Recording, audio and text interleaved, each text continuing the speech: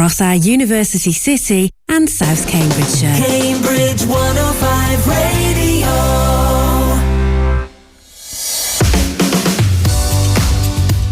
Hello, I'm Alex Elbro.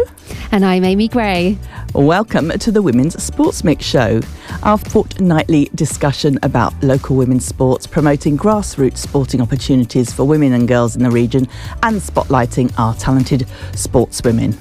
And do get in touch with us. Follow us on Instagram. We are at women's_sportsmix. I think I called us Women's Sports Mix last time, but there is an underscore between women's and sports mix. I think you'd find us anyway. But honestly, trying to remember what a tag is or anything is impossible. Everything's got, like, the names have got, you really do, like, I'm at Amy Radio DJ for my Instagram because everything I was picking was gone. So that's what I had to go for. But you can have a look on there. We have information about who's on the show. And, you know, if you want to tell us about your sports team, your activity, you can contact us. We're amy@cambridge105.co.uk. Yeah, and today I was just thinking that we could change it into a new one with our rebrand, but we'll talk about that. Yeah, we'll go time. for a WSM at or something. Yeah. I'm sure you're all very excited to know what our new email might be. Anyway, today we're talking about Taekwondo with Kamila Hughes, who took up the sport after she saw her children doing it. And Dani Guy from Let's Run Girls is back. And today we're going to be talking about something that's a really important issue. It's getting back into exercise and fitness after having a baby. And we will catch up, as always, with our local sports teams. Cambridge United women had their away game to Chatham Town. We're also going to preview their upcoming FA Plate fixture against AFC Bournemouth.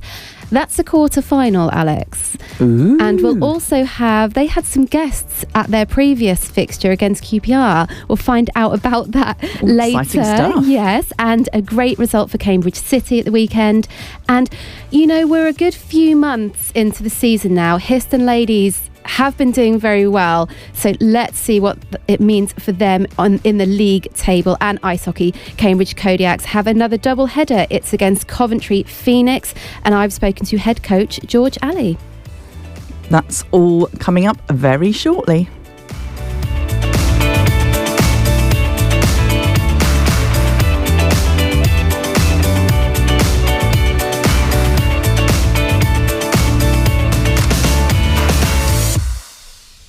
You're listening to the Women's Sports Mix with Alex and Amy. Now, Kamila Hughes started practicing Taekwondo 8 years ago after her children had been doing it for over 2 years. Since then, she hasn't looked back and now both trains and teaches. The first thing I asked Kamila was what her past experience was with sport and exercise was. So I've never considered myself as a sporty person.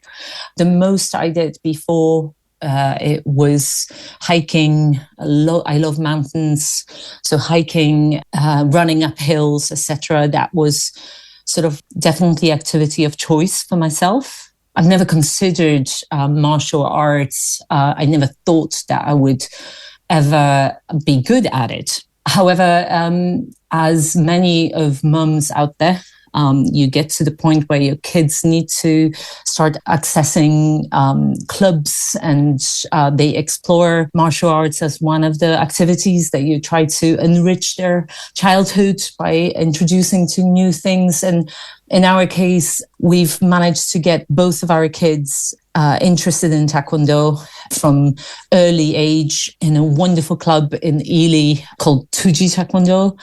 And I've managed to sort of very much for the first 2 years stay away just purely because as many mums out there, we cherish the quiet time where everyone is busy. My husband managed to join and do Taekwondo way before me until one day when my husband was away and I had to take my kids, and I sat there and observed it, and I found myself twitching. My legs were twitching, my arms were twitching. And I was just thinking, gosh, I can totally do this. And they usually offer you 2 sort of taster sessions. And I ended up doing those taster sessions and loved it. It was definitely, I've realized that it was definitely something that would be a great outlet So, yeah, everything else is history since then.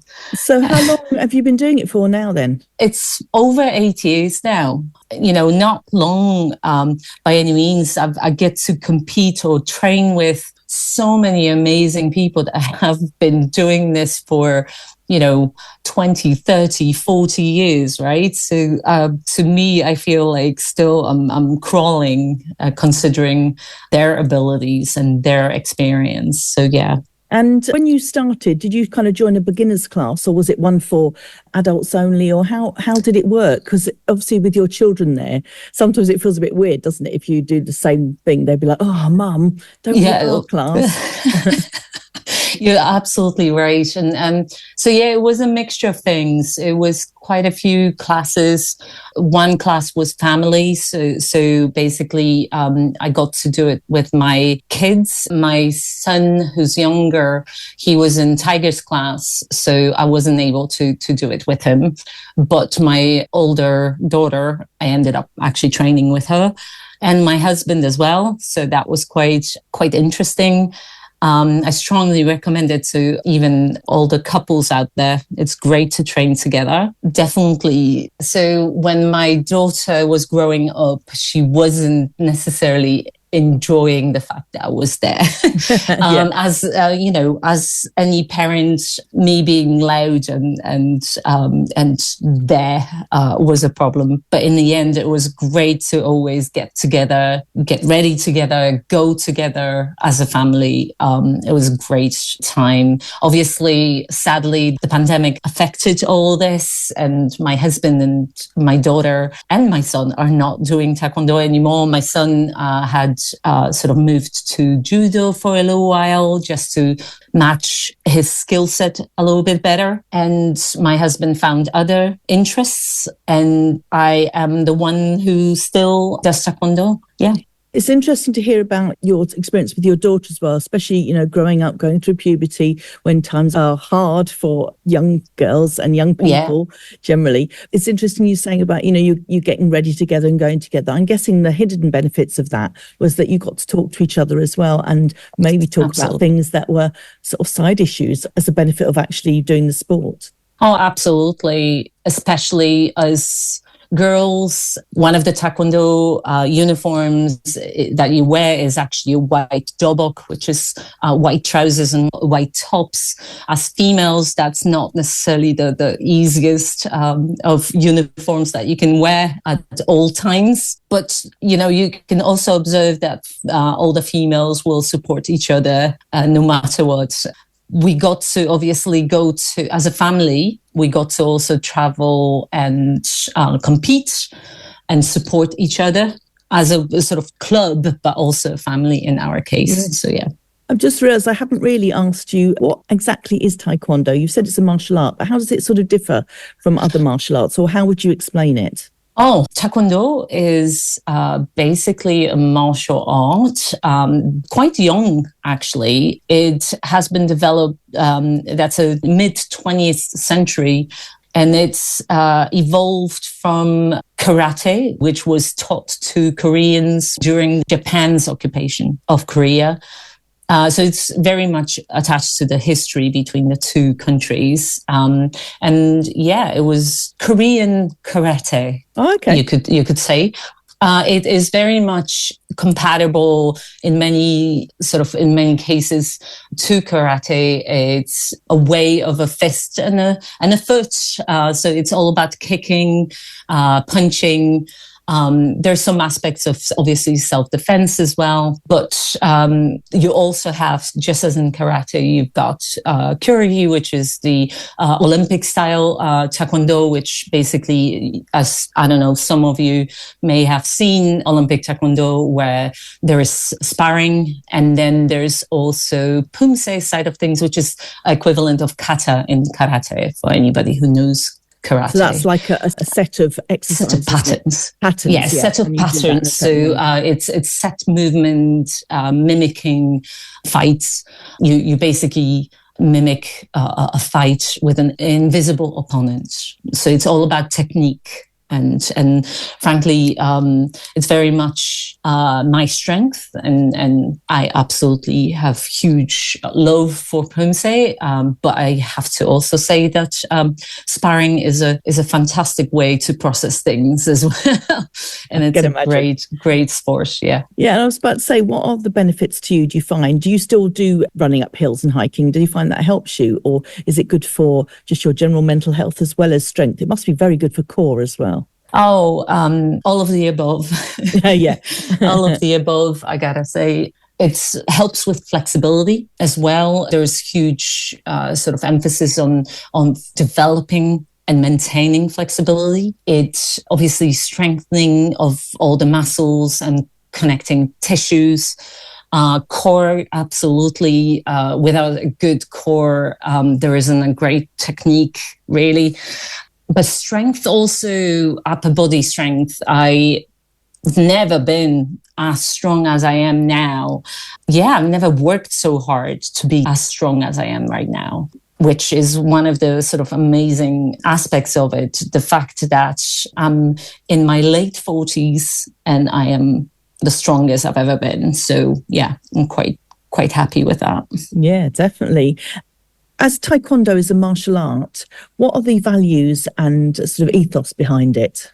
Basically, Taekwondo promotes respect, first of all. It is very much focused on ranking, and you do sort of recognize seniority and sort of the knowledge, but also promotes perseverance and integrity. Resilience is so important, and you're also very much encouraged to compete, to be active within the community, which develops you in so many ways. You get to meet a lot of amazing people. It is incredibly important to teach these days all these values to kids. People doing Taekwondo can develop empathy. It does give that respect for other people. That's correct. Yeah. The fact that anybody can do this, and even they would benefit from developing those amazing values. Kids don't get it via TikTok or social media. You need that interaction, the human interaction, where you develop yourself. And you have role models as well. Because when kids see other people of different ages doing things, they aspire to do that, don't they? If they don't 100%. See it, they can't be it, of course. Yeah. So, Kamila, who would you say, you've mentioned that your children did it from an early age and you're doing it in your mid-40s, late 40s. Oh, thank you. Thank you. Who would you say is it aimed at? Is it literally for everybody? I strongly believe that, yes, it is. As I mentioned to you before, there is quite an emphasis on ensuring that the sport is accessible to all. There's also quite a large para community within Taekwondo as well, especially around Pumse Taekwondo. But also, as you can see from Olympics, there's also Taekwondo sparring is also quite a part of the Olympics, Paralympics as well. It is very much accessible. It's all about your own abilities. You have to develop it. You have to work. But what I love the most about it is the continuous self-improvement. So, one could ask, well, how many years can you work on a block, for example? You can work on this for 40 years and you will still not get it right. But it's all about self-improvement and mastering each movement. It's phenomenal. Can't recommend it more. It is truly great for pretty much any age group. Obviously from the age of about 5, usually that's sort of more or less recommended age for children where the focus is developed enough to be able to study. But we're talking no limit on the other end. of the scale. I personally know an athlete who's 73, who's going to the World Championships this year in Hong Kong. Yeah, pretty much anybody can focus developing their Taekwondo skills, and there are no limits, honestly. That's brilliant. That's what a great thing to not think you have to reduce it by any way as you get older. And in fact, it probably helps, doesn't it? No, 100%. Staying mobile, staying flexible and focused again. Yeah. All good for everything, isn't it? Yeah. Exactly. And from that, I'm guessing, though, also that it's really good if you lead a very busy and sort of stressful life or job, because you can't concentrate on anything else while you're doing it. I guess you've got to put your full focus into it. You're saying you need to focus on those exact moves. So that's interesting thing. For me, Taekwondo is actually a form of meditation. Mm-hmm. As you said, busy life, trying to be a mum, a working woman at the same time, look after the house as well. And for me, the only time, and I'm sadly not a person who can sit down and meditate easily. I've got a busy mind, and the only time, and I've observed that a long time ago, the only time that I'm able to focus on one thing, really, really focus. This is exactly where either I teach or where I do Taekwondo, especially patterns. It really helps me to focus.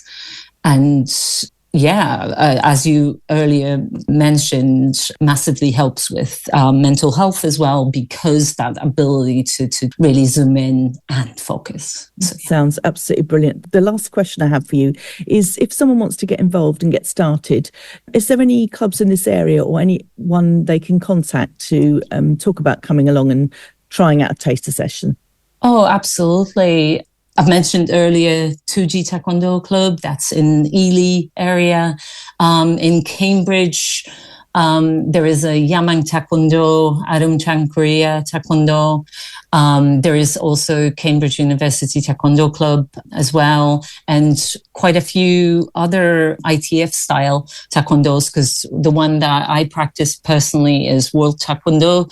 There are many different types available. So just Google today and find the most sort of convenient location for yourself. Do visit, but that will be, again, World Taekwondo focused. But if you go to britishtaekwondo.org, you will find a list. You can basically search out any clubs in Cambridge area or anywhere in the country for that matter. So Yeah. Oh, well, thank you very much for that. Absolutely brilliant. Something I feel like it would be really good for me to try. So I'm definitely going to look into 100%. 100%. Thank you very much to Kamila Hughes, talking to her earlier about Taekwondo and her experiences with it. I must say, I quite fancy a bit of Taekwondo. I know I fancy everything, Amy, when it comes on. But seeing it in the Olympics, I mean, they kick very high. It's almost like can-can, isn't it? It's very impressive. I've never done it. Sporting can-can, that's what I'm going to call it. Maybe they won't like that idea. But yeah, it is very impressive. And I love the fact that she said she's the strongest she's been ever. Yes. I said I was good for you. Really good, exactly. Really cool. So you are listening to the Women's Sports Mix with Alex and Amy. And let's have a catch up now with our sports team results, who we follow, starting with Cambridge United women. Tough game yesterday, very close. Sunday the 17th It was a 1-0 loss to Chatham Town, and I asked United women's team secretary Liz Pamplin for her thoughts on the game.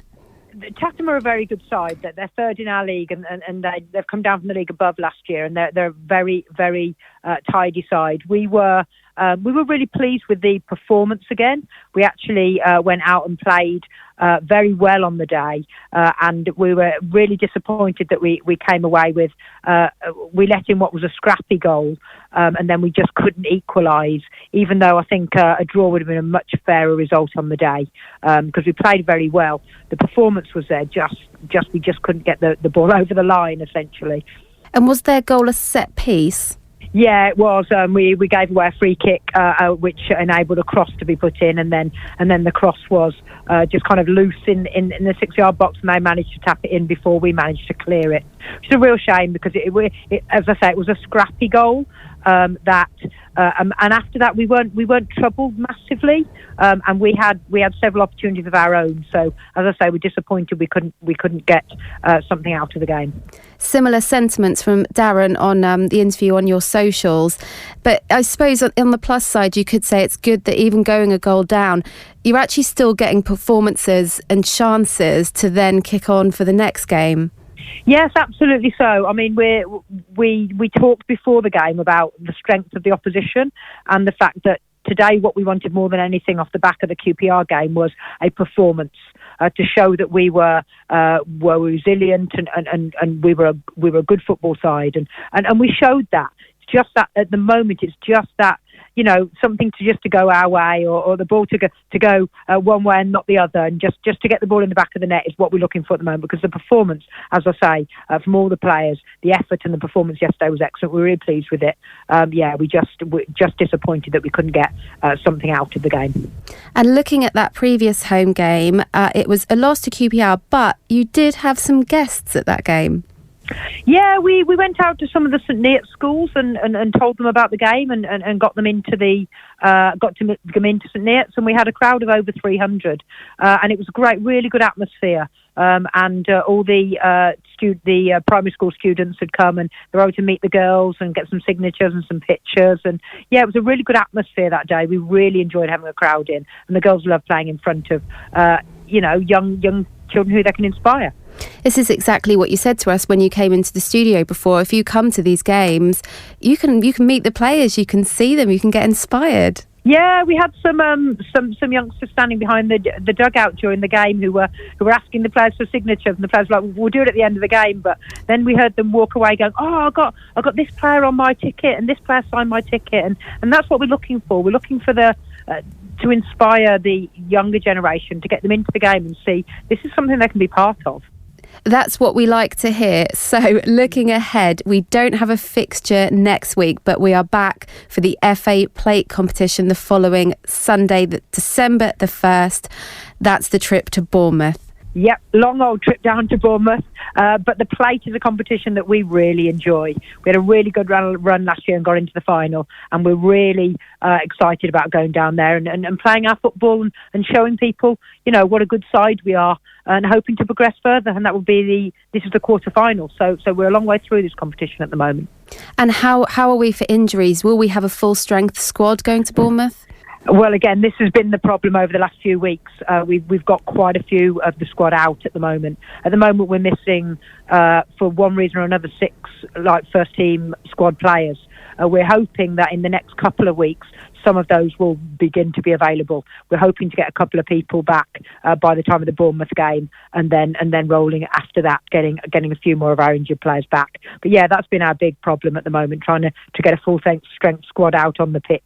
And are you having that extra week? Are you already focused on that Bournemouth game now? Yeah, we've got 2 good weeks of training, and we're training on a weekend as well, where we would have had a fixture. So it's all preparation and all getting ready, getting all the information we can, and getting the players completely at peak and ready to perform as well as we possibly can in that game, and hopefully to progress.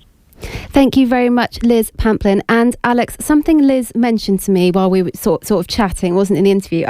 Bournemouth are in an equivalent league to the U's, so yes. This is Tier 4. They are having an incredible season so far. They are top of their league. They're unbeaten, but this is our competition. Okay. The Plate we like. So, we're up for this one. Quarterfinals now. It's quarterfinals. We are up for it. So they better watch out, even though they're unbeaten in the league. Doesn't matter in the Plate. So but also, we have got a lot of injuries. We have got injuries. But that's giving other people a chance to really shine, I think. We've got, without having the game this weekend, we've got the time to prepare, True. Travel down there. So come on, use. And was that when she said that they're going to have a nice weekend of it and have fish and chips? And I think that might have been last episode. She mentioned the fish. Yeah, she was very excited by it. She seemed to be very excited about it. I mean, why not? Well, I think they're going to stay overnight and make it a proper thing, because it's a long way to drive. Yeah, and it's quarterfinals. Yeah. So it's a big deal. Cambridge City women, fantastic result for them. 4-1 against Bowers and Pitsea. First goal from Ty Smith. And then we've got another hat-trick for Faith Harrison. Congratulations, Faith. And it said on Instagram that it's Faith's first senior triple. Oh, so well done to her. I feel like we need a little button that you go. We do. We need like some sound effects. A ringing bell or something. We'll work on that for the new year. A hat-trick klaxon or something. Yeah. So Histon ladies now. Now, does it not feel like, Alex, that I always seem to have good news about Histon ladies? Yes, they do very well, It always seems to be a win or a hard-fought draw or something. It's another 1-0 win against AFC Dunstable. Goal from Evie Nichols. Another player that she's doing well this season. And player of the match went to the keeper, to Keely Robinson. So it sounds like some big saves kept them in that match. She got player of the match. So well done. And Dunstable, they were tied on points in the league with Histon before that game. So now we've been able to pull 3 points clear of Dunstable and Newmarket. We are second. I say we. Yeah. I've not achieved anything. Histon ladies I know, have. we're owning all these. Yes, these, we just get excited. So they are second in it's Division 1 North. It's a league that they're in. So very well done. All going very well, yes. And their next fixture is Wootton Blue Cross Lionesses this on Sunday, November the 24th. And their next 4 games are all away for this side. And of the season. we are discovering that when you go and play football in these leagues, you learn about geography of the country, that places you've never heard of. The regions, yes. Well, you tend to know, the London stuff, and I know the Norfolk stuff ish. Yeah, we do really well, us, aren't we? we kind of have the region covered. Yeah. But always, you cannot tell from the name of the team how good they're going to be, and that goes with women's and men's. The women's teams play very differently from the men's, as in quality and who's going to be in the kind of women's Super League. Yeah, well, actually, Bournemouth, as we know from my fantasy football team. Yeah, if you think of Bournemouth as the men's team, but actually they're playing at the same tier as United. But I think Liz had said they do have a bit of backing, which you probably would expect from AFC Bournemouth. Yeah, and that's the same with Norwich, isn't it? Exactly the same, yeah, with Norwich women. They've got that lovely, the nest, they call it, where they go and play. They're getting behind them, which we want to see as much as we want to see coaches and all that stuff. Yes. I think when I say coaches, as in buses, they're not having coaches anywhere else. As in like a minibus coach. Yeah, and they brought a lot of support, didn't they, to the youth game at St Neots. Now on to ice hockey. Yay. And as I mentioned to Alex, and I'd forgotten, I've had such a whirlwind a couple of weeks. I forgot I'd done this. Would you believe the last 2 weeks, last time we left, Amy was literally flying to New York the next morning. Yes, it was. And you've come back and done all that stuff in between. Yeah. And can I just say, she's won a bronze female presenter of the year. I'm sitting next to now in the Community Radio Awards. Congratulations. Thank and that was at the weekend. Much. So as well as all that, you went to see some ice hockey though, didn't you? More importantly. I went to Madison Square Garden, and New York Rangers were playing. They were playing Buffalo. Incidentally, I support Buffalo Bills in the NFL. So that was kind of interesting to me that it was Rangers versus Buffalo, because I'm getting into it now. Kodiaks have inspired me. See? Yeah, you're going across. But was this a women's game or men's? This was the men's game, at Madison Square Garden, but a real sight. Yeah, I imagine. Very expensive beer. Oh, was it? Yes. But someone did buy me one. Did they have lots of food?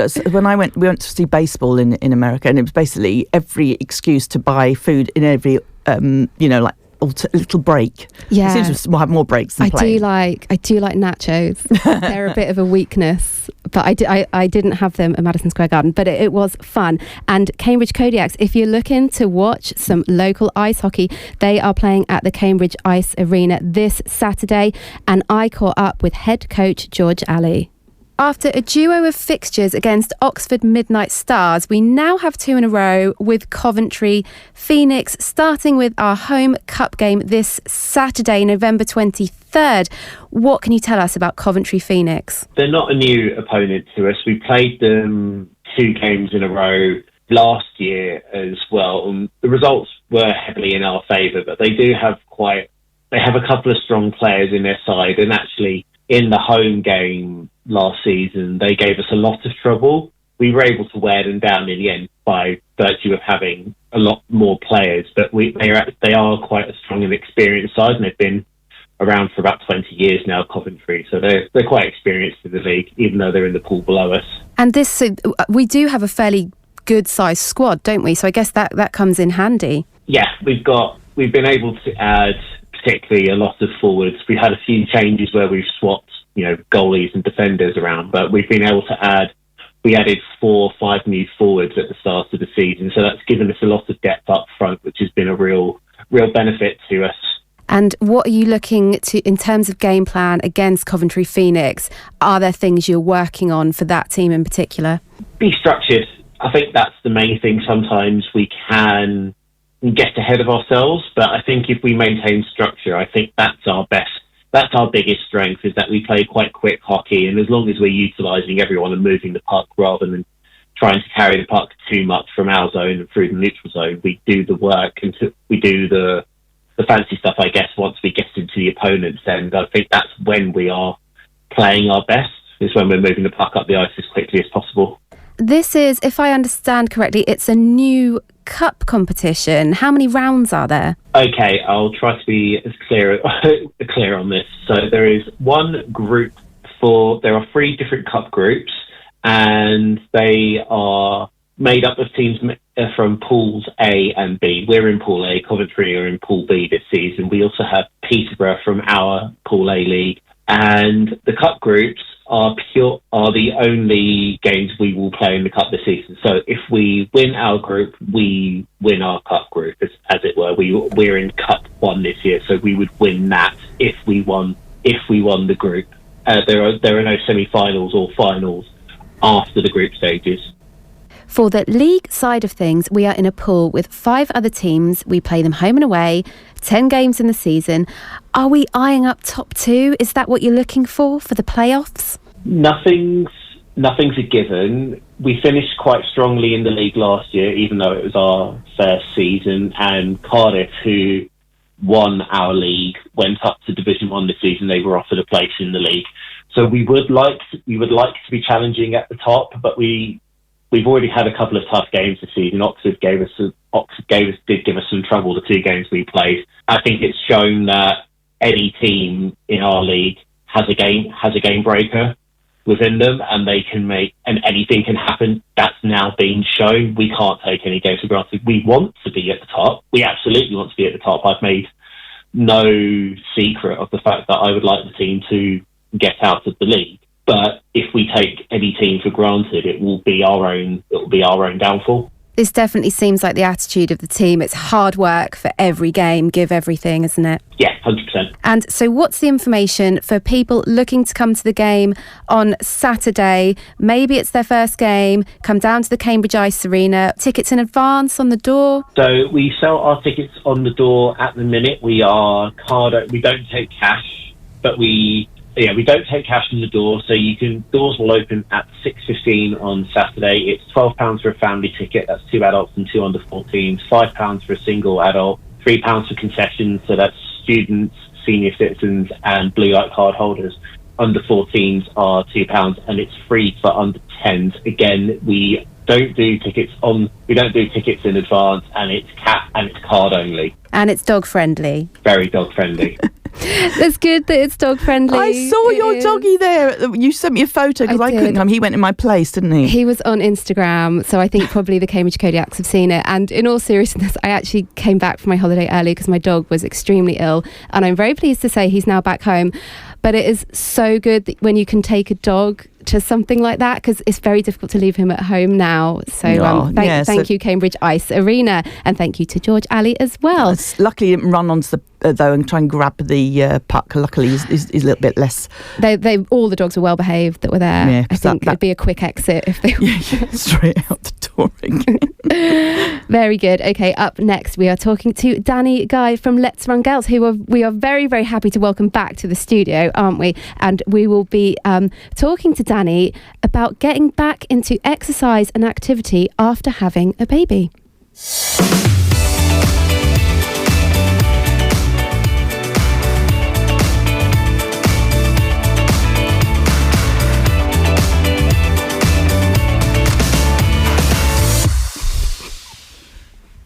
giving Amy the giggles now, doing We were dancing just- to our own bed, Jamming to that one. to our own jingles. You're listening to the Women's Sports Mix with Alex and Amy.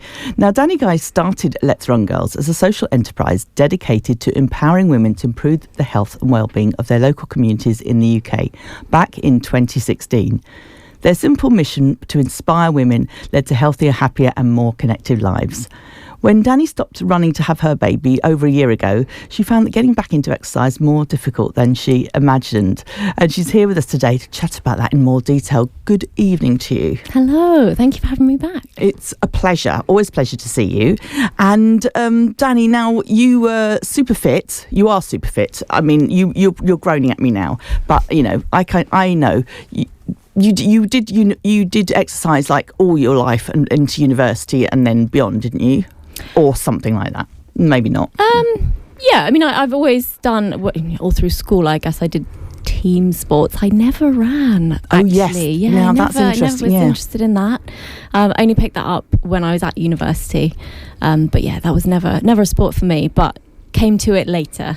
But yes. But we've talked I'm a about it runner. before, Yeah. because you don't get taught running at school. You're just told to go off and run. Yeah, you're either kind of one of the runners, you do cross country and that, or you're just not. That was my experience anyway, and I was not a runner at school for sure. But you did team sports. Now you took up running, and as you say, is this the saying the words "I'm a runner"? Because Amy's now a runner, aren't you, Amy? I'm a runner. Mm-hmm. Yes. She's done Couch to 5K. She finished it since you saw her last. Amazing. And I've kept going. Yeah, see. Yeah, apart from the last week. 'Cause Yeah, I but haven't been able it's to do it. been a But lot. other than Sounds that, like you've had a lot going on. I've had a Very lot going busy on, week. but other than that, I finished the Couch to 5K, and then I didn't sort of progress further than that because I wanted to maintain that Yes, and get exactly. more No. confidence Yeah, definitely. with the 30 minutes. So I've been doing the 3 times 30-minute run. Yeah, That's basically. perfect. Actually, Yeah. that's what I need to get into my head. Doing a 30-minute run is okay, whereas I've got to do 5K, whatever it costs. But we can talk about that another time because it's not about me today. For a change. So Dani, you say you got into running and then you started up Let's Run Girls, which has been absolutely amazing. And I don't know how many groups from then you have now. Oh God, everyone always asks this, and I give never us a have rough the number. live number. I think It's a about lot, though. 14 at Yeah. the moment. We've got 14 different groups going in and around Cambridge and beyond. Fantastic. Yeah. And but it came a bit of a shock to you when you were pregnant and having your baby. Yeah, I guess I was always, I always understood the importance of being active. It was really important to me. It was probably a big part of my identity, being able to go and be independent and do activity. And then I managed to keep running while I was pregnant up until about 6 months and 24 weeks or so. And then was getting quite a lot of pelvic pain, and running I wasn't able to recover quick enough to be able, I was doing park run, to kind of go back next week. So I thought at one point I want to enjoy moving. So walking was great and swimming was great when I was pregnant. Because everyone they're is so weight bearing. different, I though. mean, well, swimming certainly, because the water's taking your weight, so it's nice for. It just I got to a point where I wasn't enjoying the running anymore because of, I guess, my changing kind of shape. And whereas one of our other run leaders in my group that I run with, she ran until 6 days before she had her baby. So everyone is so different. It's really, really individual. But then coming back to activity afterwards, I guess I struggled with being patient. I'm not a very patient person. And I found, I guess, the change that somebody was so dependent on me, and I couldn't just go off and have my independence and do my own thing, which for me, running and being active was so linked to my headspace and mental well-being. So that was a big shock, and a big one of my biggest motivators for getting back to it was regaining that headspace. But you need it, don't you? Yeah. And I guess with the extra stress and responsibility of having a baby is actually the time you need it most, and speaking to other people as well as being active, which is what a lot of what Let's Run Girls is about. That. Yeah, hugely. I mean, I guess I felt really lucky in that I was still involved with Let's Run Girls through my capacity of, be doing everything around it. Yeah, exactly. But also I still the WhatsApp groups. And actually, when I gave up running, I still managed to lead a little power walking session for some, and we had ladies join that who were returning from injury, somebody who was waiting for a knee replacement. So I got to connect with other people in a different way, not running but still moving, which was nice. And I think that's sometimes the issue with everybody, is that some people, we all see certain exercises and activities as lesser or more than others. So that somebody runs a marathon, you go, wow, this, that and the other. But somebody that's doing a power walk for the first time when they've got need a knee replacement, I mean, that's amazing, isn't it? Yeah, so absolutely. I think we do need to all accept that it's okay, whatever you're doing, it really helps. And like you're saying, the headspace, getting some time to get away from everything else and talk to like-minded people, have a bit of a laugh as well, because especially with that first few months of having a baby, it's just really going through the motion. I mean, it depends on how everything goes, but things are usually, it's always a shock, because you hear about other people and you always think, yeah, that's fine, but it won't be like that for me. I'll be fine and I'll do this and the other.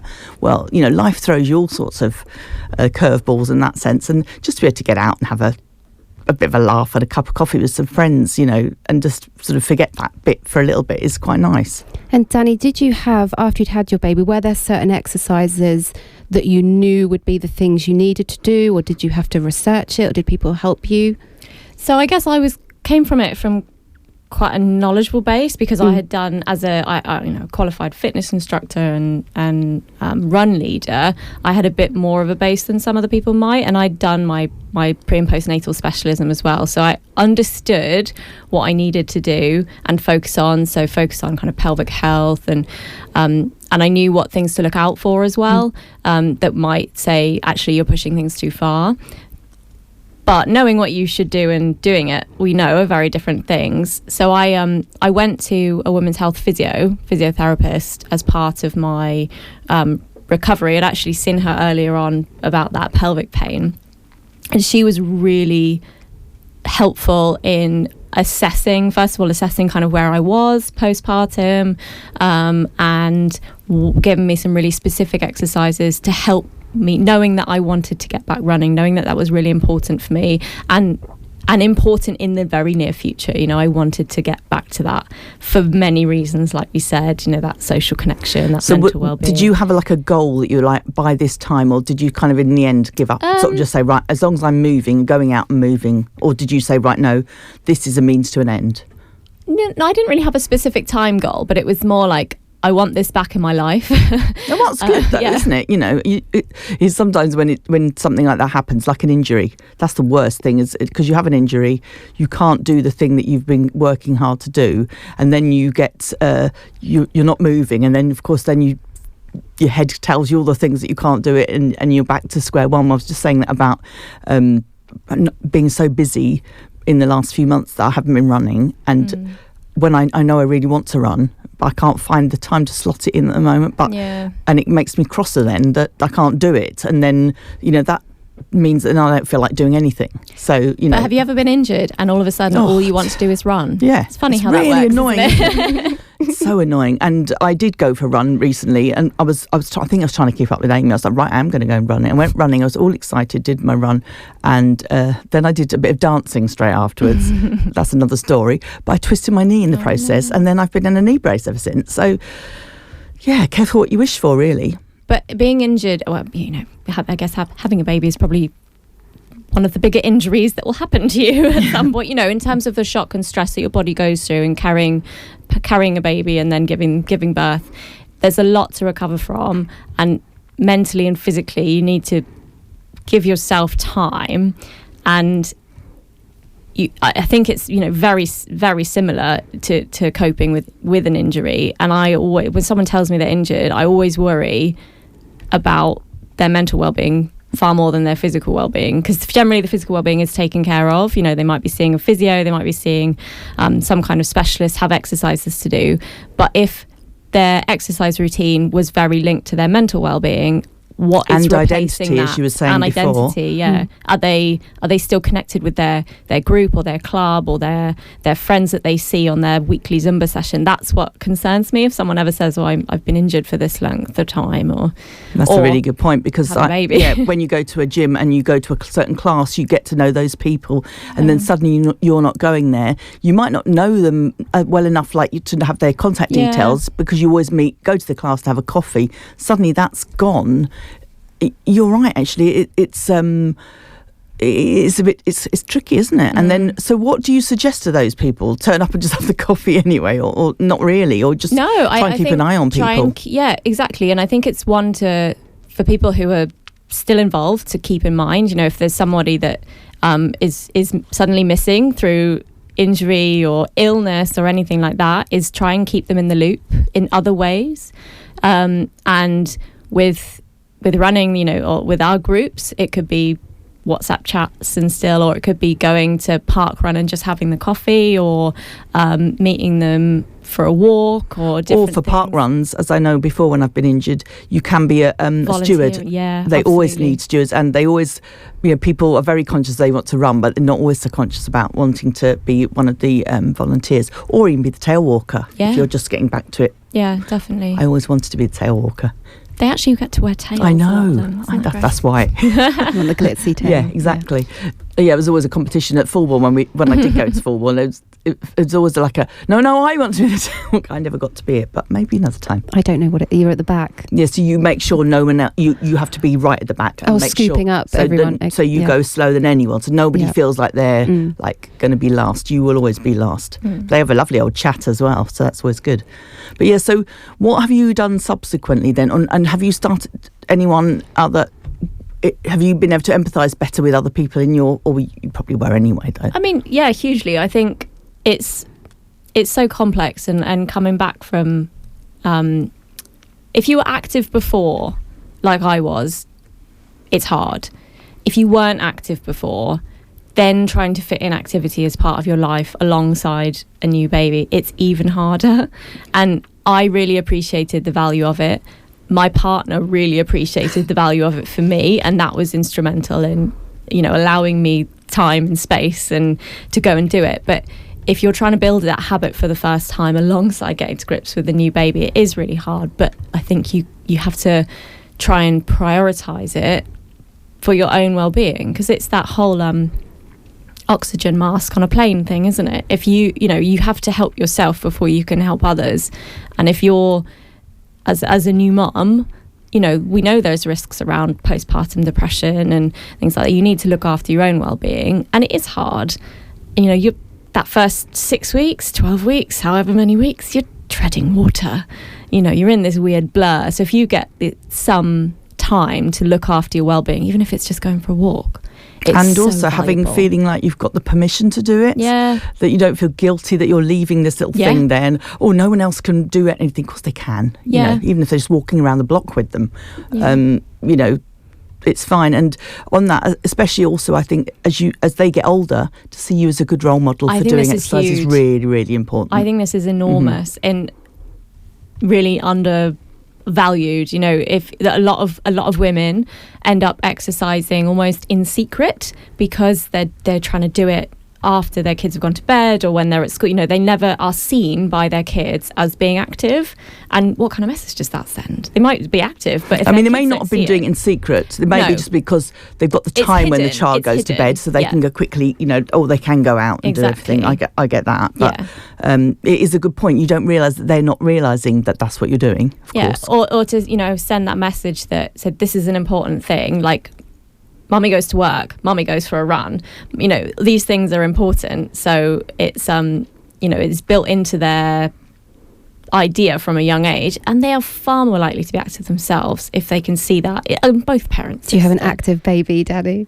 You know what? This is really funny because he's 17 months old and he's still not walking, which is quite late. Time. And I'm like, come on, you need to be walking. And I bet he's probably just going to go from crawling to running and skip the walking. Yeah, maybe a lot of them. Yeah, I think. Yeah.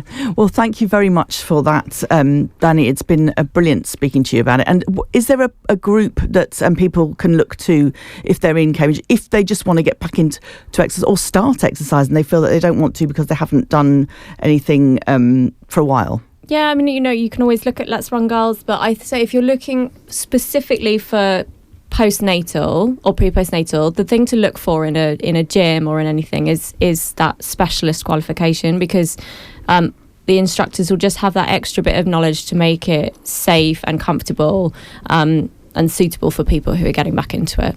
Yeah, thank you very much. That's absolutely brilliant. And I'm sure we'll see you again and we'll be chatting about something else. Thanks very much. That was Dani Guy.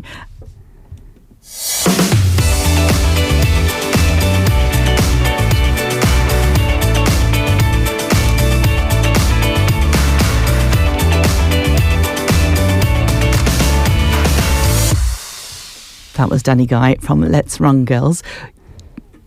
You're listeling to the Women's Sports Mix with Alex and Amy. Amy's looking at me blankly like, still what here. are you saying? So we've got a few things to chat about. I thought we'd better get those in before we go, because last time we completely ran out of time.